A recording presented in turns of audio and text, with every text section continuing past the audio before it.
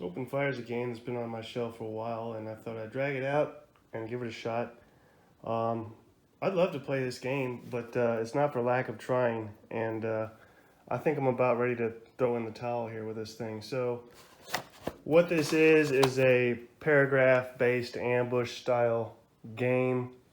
Comes with your cartridge mission sleeve. You look up a paragraph number. You find what it says. It provides kind of a narrative and instructions and flavor for the game.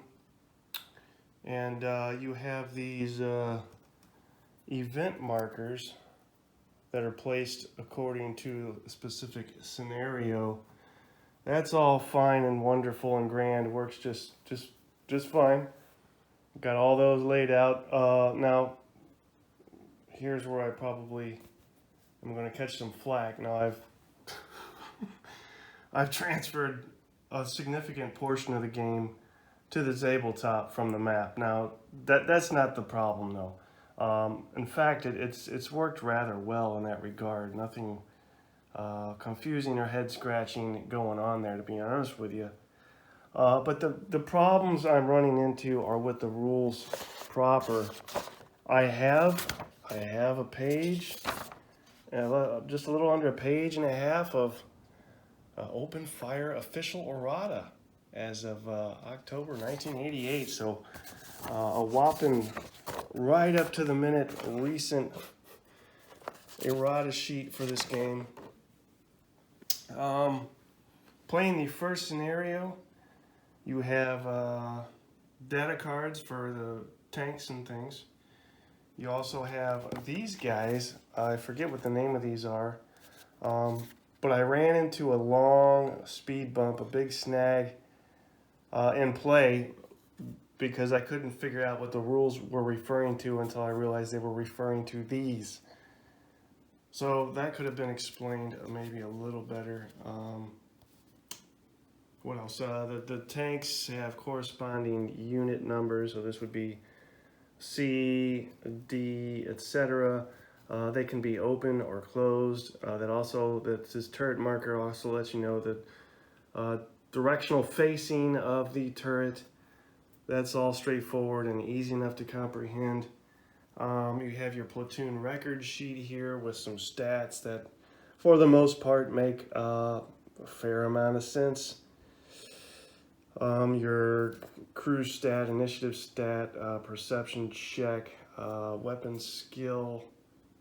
I don't remember what that one is. Movement point allowance, vehicle points, crew points, ammunition expenditure, things of that nature. Your current condition can be 1, 2, 3, 4, 5, or 6, depending on what condition it is. Will have a bearing on what you are going to run into in random events in these paragraphs. So there's that. Then you have this initially intimidating looking thing. It folds into 4 pages. This is your number of things. This is your action point, armor piercing fire damage results, movement point cost chart, crew reduction effects chart, perception check modifications. Did I already say armor piercing fire modifications? Sorry about the shadow, accident table, general purpose fire modifications. This long looking track you will use to determine what numbers you need to roll equal to or less than to hit, etc. with your various German vehicles listed and American to do so. Some results here: no effect, panic, suppress, killed. And then this, can I say this? This bastard of a thing, action round track and your action number track. Action number track, I think I got a fair grasp on. And again, to back up, I've run into maybe a couple significant snags that took a long time. And I thought about doing this, in the last video I did, I was going to do a playthrough of this. And I'm glad I didn't, because that would have sucked for anybody watching. Because like I say, there were 2 significant snags that I had to iron out. And it took forever, but I did so. One of them being what were they referring to until I determined the information required was on one of these things, and then something else which I don't remember at the moment, and then the most recent thing, which is like the third thing that has caused me to say, okay, I give up. I'm throwing my hands up in the air. Is this action round track? Now I've given this a fair try. I've had this out last night. I started over here and made my way across terrain, activating various, activation or event markers and reading through the paragraphs to see what they say. And yes, you can do this without hex numbers on the map. This is all working, and it opened up wonderfully with the weather changing and beginning to rain, which had significant modifiers for various things in the game. Thought that was cool. Moved across here and I found a wrecked P-38, found a wrecked German tank, and then entered the same hex as the tank and read the event, and ended up activating a Jagd Tiger. Everything's going fine. I ran into those two snags that maybe they were my fault, but I think the rules could have been better ironed out, which would have perhaps prevented taking so long to figure out what the hell they were saying.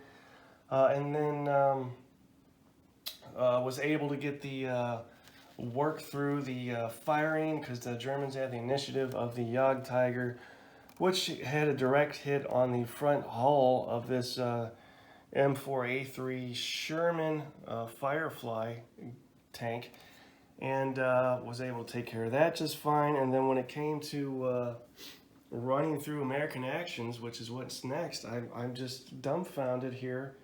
I've looked at Board Game Geek, I've studied the errata, I've read the rules 50 times regarding the action round track. The only videos on YouTube for this game are from OG, original Grognard, a couple years ago. And he says himself, hey, I'm playing this thing, but don't watch this for a correct portrayal of the rules, etc.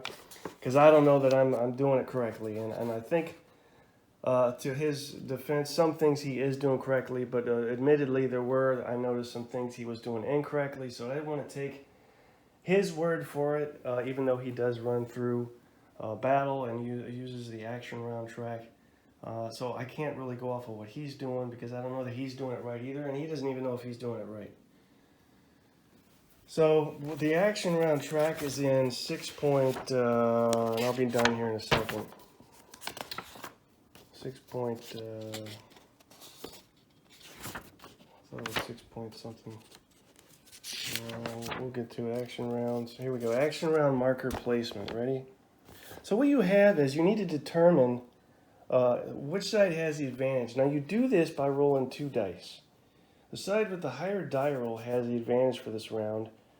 And, well, that's fine, but the paragraph states that the Germans have the advantage. So that negates any need for a advantage die roll. And, well, that messes things up, because this die roll apparently is significant to determining the action round marker placement. Now you're going to use the advantage determination die result to determine which space each action round marker will occupy on the action round track, which is this thing here. Well, we don't roll dice, and even if we did roll dice, it still doesn't make sense.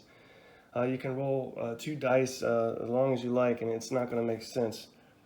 Locate each side's die roll result in the action round track and each action round marker's column, and place the action round markers in the spaces containing their side's die roll result. And the 1 turn and 2 turn, blah, blah, blah. Okay. I've read that paragraph at least 50 times and come back here to look at this thing, and none of it makes sense. You roll 2 dice. You've got initiative 0, initiative 1, 2, 3, 4, 5. I can't decipher what those numbers correspond to or represent. The 1 turn, 2 turn thing makes a little sense. The advantage, disadvantage obviously makes sense. I've been told the Germans have the advantage. Now I have some unaware American vehicles. That was worked out easily enough. But I don't know where these guys go. Do they all go on the same column? Do they go on different columns? What determines that? I can't figure it out. Again, it could be a combination of me and the rules, or it could just be the rules. But and it sucks because I was having fun and rolling through this thing and working out, some of the major kinks and moving forward. And then this is just, I think, the final straw for me. When you got all these other games, and I've given this an honest effort here.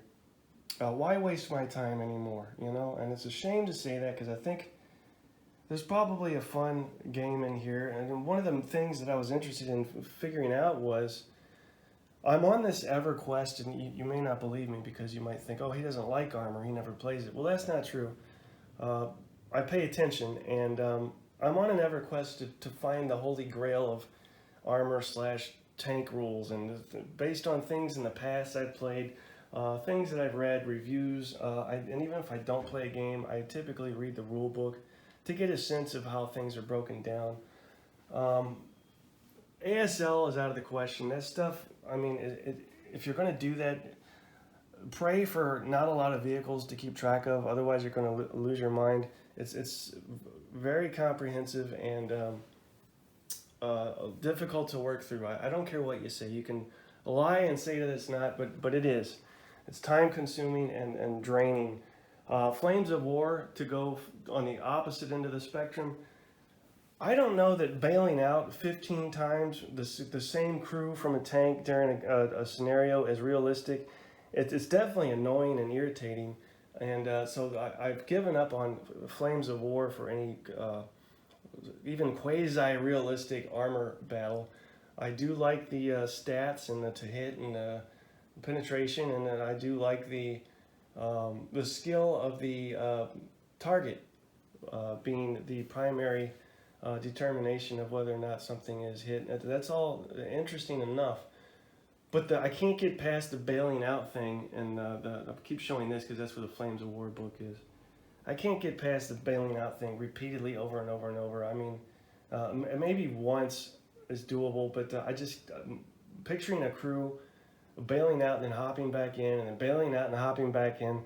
From what I was able to gather with the brief amount of play that I got to and the rules readings, this portrays things a little better with a reduction of movement points as a result of combat and a reduction of crew.